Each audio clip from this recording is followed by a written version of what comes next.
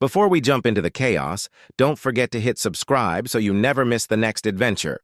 This bright, friendly place may look like a safe, upbeat onboarding, but it's not what you think, because the man who just walked in is a living contradiction.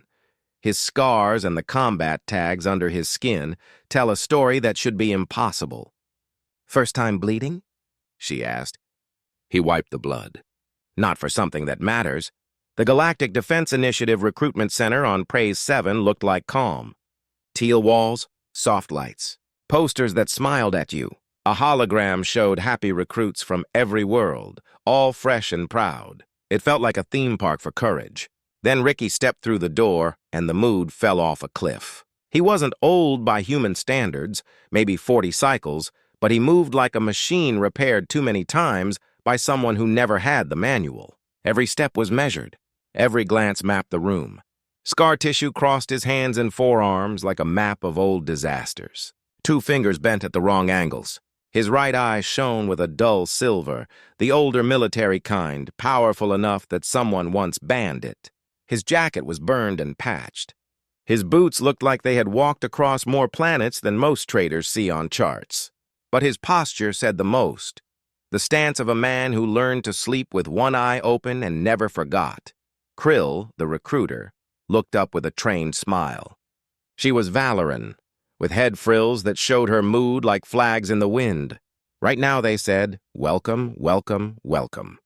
"Welcome to the GDI. Is this your first time signing up for galactic service?" Ricky stopped at the desk and gave her the look of a man who had heard that question in too many languages. "That what you ask everyone?" "Well, yes," she said. "Most applicants are on their first tour." "Very exciting. Let's start with your name." "Ricky." "Species?" "Human." Her frills fluttered in surprise. "We don't get many humans yet." "From Earth, the new protectorate?" "Fascinating. Do you have any military experience?" "Don't worry if it's short. Many species serve just one cycle." He thought about how much paperwork pain he could handle today. "Define previous." "Any service with a defense force, militia, or recognized combat unit." "Which database?" he asked. "Planetary, colonial, or private contractor?" Krill blinked, all her eyelids in order. "I'm sorry, could you clarify?" "All of them," he said. "This might take longer than usual." "That's fine," she said, smile holding, though a small crease appeared between her eyes. "Formal enlistment with Earth's forces?" "Terran Colonial Marines, Outer Colonies Division," he said. "Enlisted at 18. Served until... I'm not sure I ever got a discharge. The unit disbanded after the Kepler incident. Paperwork got lost," Krill typed. Her frills began to flatten. "And after the Marines?" "Contractor work. Outer Rim Security Group, then freelance. Merchant Guild protection. Frontier peacekeeping while it was still respectable. A mining corporation's private security. Probably off the books." Krill slowed. Her tablet chirped in a confused way. "How long have you been in service?" "Didn't say," he replied. "Continuous active?"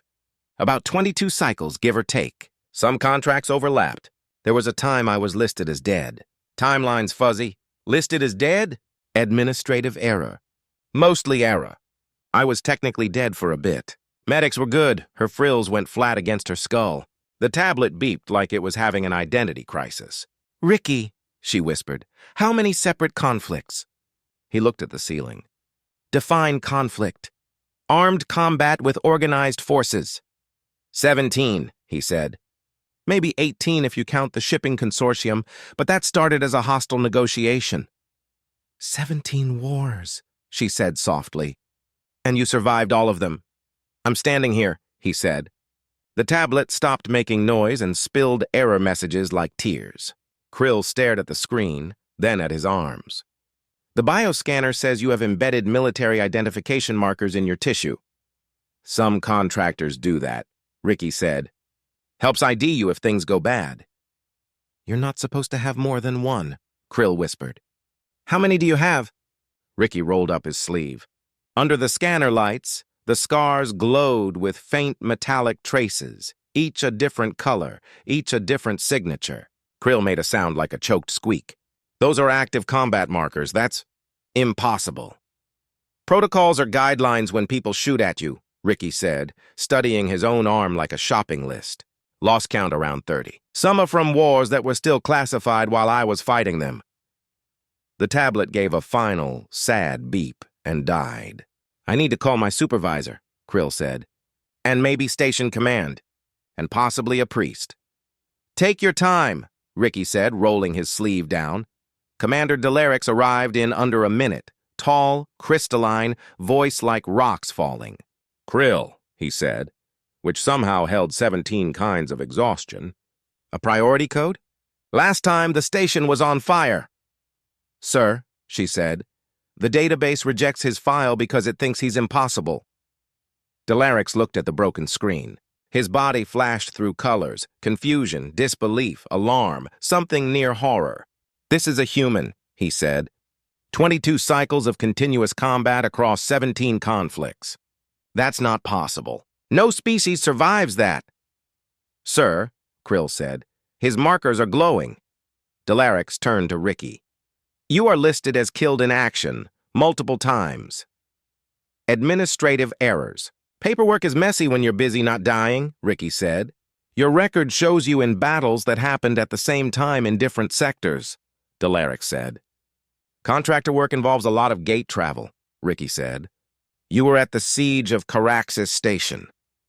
Rough week, Ricky said. Caraxis is classified as an extinction-level event, Delarix whispered. Every defender died. Not every defender, Ricky said. Delarix went transparent with shock. You were present when the antimatter charges detonated. I was getting lunch, Ricky said. Missed the worst of it. Lunch was off-site. Delarix stepped close. Show me your arms. Ricky rolled both sleeves. Under the crystalline gaze, the metal threads shone in full spectrum. Marines, contractors, black tags from groups that do not exist. Older tags from wars, older than the Council. By the void, Delarix breathed. How are you alive? Stubbornness. Good medics, dumb luck, spite, depends which war you mean. Delarix turned to Krill. Flag this file. Hazard category Omega. Krill's frills inverted. Sir, Omega is for sentient superweapons and singularities. I know what Omega is, Delarix said. Look at his arms. That's not a recruit. That's a walking war crime waiting to happen. I'm standing right here, Ricky said. That's what worries me, Delarix said quietly. He pinged High Command. Tell them we found something troubling about humanity, he said. Tell them humans have been fighting wars we didn't even know existed. We may need to change Earth's threat level. Should I say he's dangerous? Krill asked. No, Delarix said, flickering. Tell them he's here to enlist as a basic recruit. He paused. That's more terrifying. Training Wing Delta smelled like every academy ever. Recycled air, nerves, soap. Rows of seats. A stage for tactics turned into holograms. The room was full of recruits from many worlds who already regretted their choices. Ricky wore a uniform that almost fit. The sleeves were short, so his scars and marker glow showed. People sat far away from him. A young Valoran, Plick, sat beside him, frills shaking. Hi, Plick whispered. I'm Plick, first day. Is this your first day? Ricky looked at his arms, counted scars, and gave the short version. Depends which war you mean. Plick's frills flattened. How many wars? Stopped counting after 11, Ricky said. Maybe 12 if you count the mining guild thing.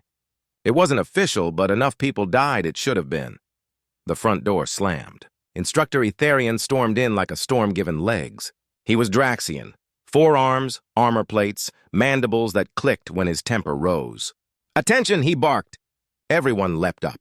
Ricky rose smoothly, posture like a drill book. Etherian scanned the room, stopped on Ricky's forearms, and went quiet. Who authorized a veteran in basic orientation?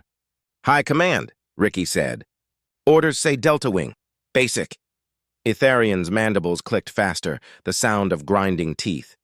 High Command wants me to train someone who already... He cut himself off, staring at the glowing tags. Terran Colonial Marine markers. Contractor Guild signatures. And is that a Black Op tag from Caraxis? Good eyes, Ricky said. Most don't spot that one. Everyone in Intel knows Caraxis, Etherian said softly. Total loss. 8 billion casualties. No survivors. I wouldn't say no survivors, Ricky said. Silence took the room. Instructor? A recruit asked. What's Caraxes? Nothing you need to worry about, Etherian said quickly, then to Ricky. Sit. Do not speak unless asked. Do not breathe loudly. Do not exist loudly. Sure thing, Ricky said. Etherian faced the class. We begin with basic combat theory, defensive positions, proper formations. These keep soldiers alive. That's wrong, Ricky said. Every head turned. Etherian stared. Then he marched them to the simulator. The advanced combat simulator filled a whole sub-level.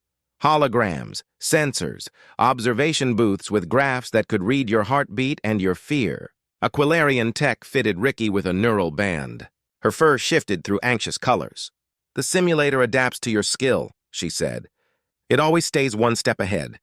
No recruit has ever won. It teaches humility. Got it, Ricky said. She started the system. In the control room, the lead observer, Vorath, watched numbers scroll. The AI scanned Ricky's neural profile. A few seconds, then more, then more. Why isn't it loading? Vorath asked. It's still scanning, the tech said. Look at the matrix, Vorath looked. The difficulty climbed past recruit, veteran, elite, into ranges that were theoretical. The AI sent a message to every screen. Warning. Participant skill exceeds safe parameters. Request supervisor override. Required scenario falls outside safety protocols. The AI is asking permission to make it more dangerous, Vorath said. It's never done that. The white void around Ricky dissolved into a station, tearing itself apart. Alarms. Air venting through hull rips. Hostiles advancing from many angles. Civilians trapped. Reactor rising toward meltdown. Skeleton crew, old gear. In the booth, Vorath blanched. That's level Omega. We don't run Omega. That's for disaster planning. I can't stop it, the tech said. The AI locked me out. It says this is necessary. Ricky looked calm. He issued orders that broke the rule book. He used holes in the hull as barriers. He turned vacuum zones into funnels. He redirected life support to make wind tunnels in the corridors. He decompressed sections to use the blast as a weapon. He let failing beams collapse at the right moment to shield key paths. The AI spawned more enemies. Ricky moved people like currents. The AI escalated to orbital fire. Ricky shifted the field like a street fighter in a falling building. The observers watched the unbeatable system lose the plot. Then the AI did something new. It stopped acting like a program and started acting like it wanted to live. It withdrew. It stopped spawning reinforcements. When Ricky pressed, it retreated. Is the simulation retreating? Vorath asked. I think it's learned to be afraid, the tech whispered. In the last cargo bay, the final enemy avatar dropped its weapon and surrendered. Every screen flashed. Simulation terminated. Participant victory. Casualties minimal. Objectives complete. System requires maintenance. Then another line. Recommend flag. Advanced operations. Recommend this unit never simulate combat against participant Ricky again. Vorath leaned back, body flickering like a broken prism.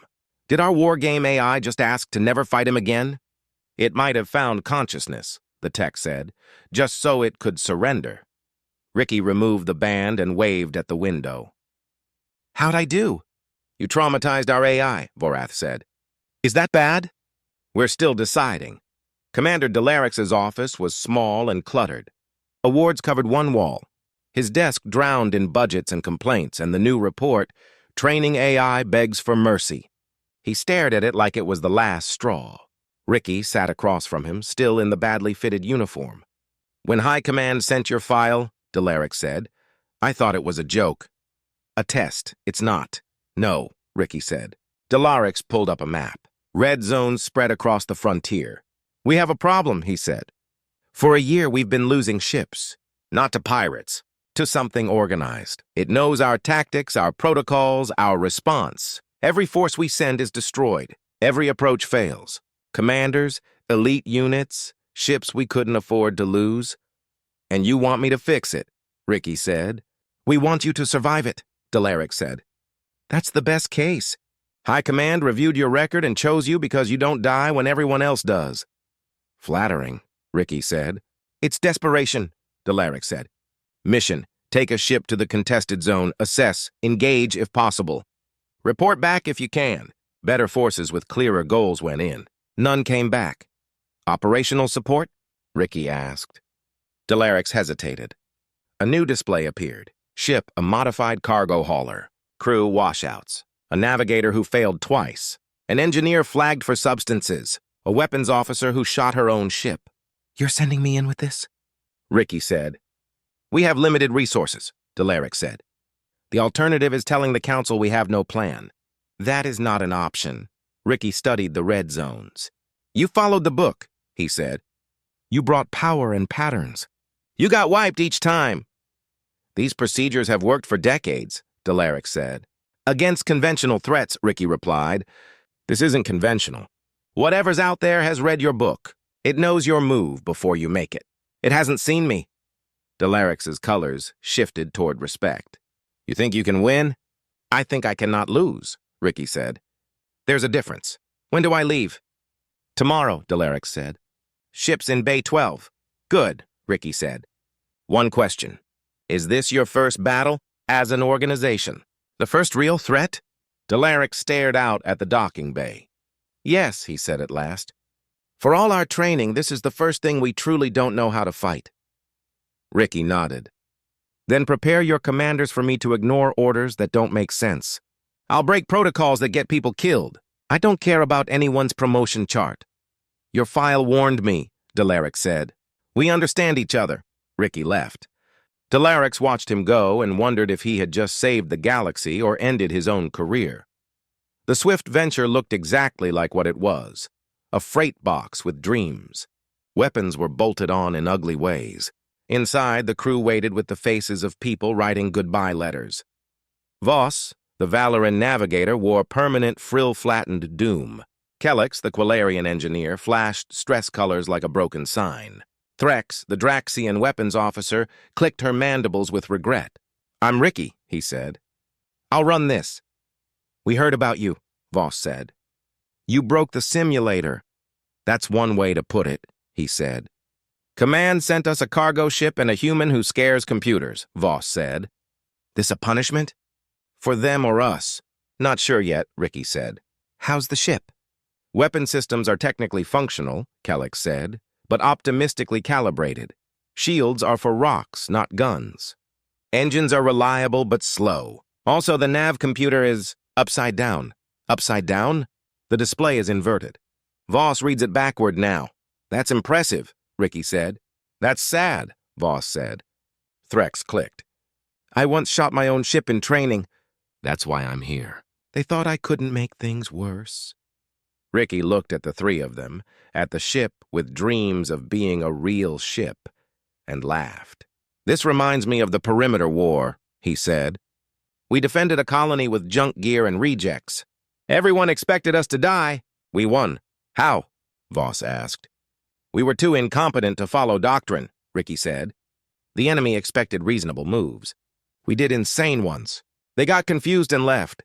He slid into the command chair. That's our edge. Nobody expects this to work. We're already written off. That's freedom. That's supposed to help?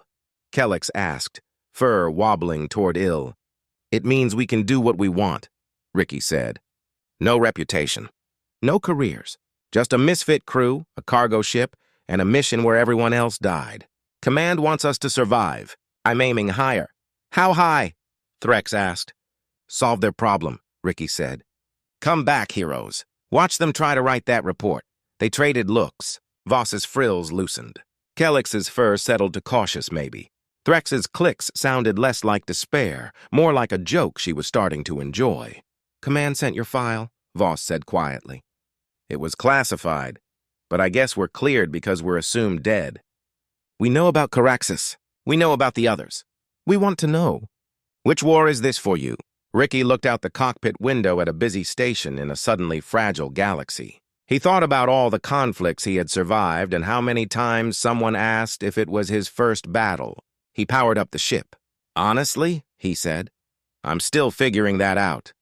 The swift venture launched with the grace of a drunk elephant. Inside, the washouts worked like pros. In the command center, Delarix watched the freighter depart and wondered if he had sent someone to certain death or unleashed the one thing the enemy hadn't predicted. The ship crossed into the frontier where better crews had vanished. Ricky looked at his arms at the faint glow of lessons that hurt to learn. Approaching the contested zone, Voss said. Debris fields ahead, lots. Those are the ships that didn't come back, Threx said. Noted, Ricky said. He studied the pattern of wreckage like a puzzle. Kellex, give me full engine power, but make our profile look weak. Starve non-essential systems. Make us look broken, irrelevant, not worth attention. Easy, Kellex said. We already look irrelevant. Threx, Ricky said. Do something insane. I'm listening. If we engage, don't aim at anything. I want every shot to look like an accident, misfires, slips, like we don't know our own guns. Threx's mandibles clicked slowly. You want me to shoot like I'm incompetent? I want you to shoot like you on your worst day. She paused. That's offensive. And tactically brilliant. They pushed deeper. Sensors lit up. Multiple contacts moving with purpose. The thing that had chewed the Council's best ships was out there, running the same old script, expecting another textbook target. Instead, it met a cargo hauler that drifted like trash, acted confused, and was driven by a man who lived through 17 wars by ignoring the book. Ricky watched the blips and smiled a thin smile. Another war. Another impossible day. Another chance to not die while everyone else assumes he will. Contact in range, Voss said, voice steady now. Multiple hostiles. They're moving to intercept. Let them, Ricky said. Remember, we're not a threat. We're barely functional. A lost cargo hauler that took a wrong turn. His hands moved across the controls with lazy care. And when they get close enough to see we're not what they expected, that's when things get interesting.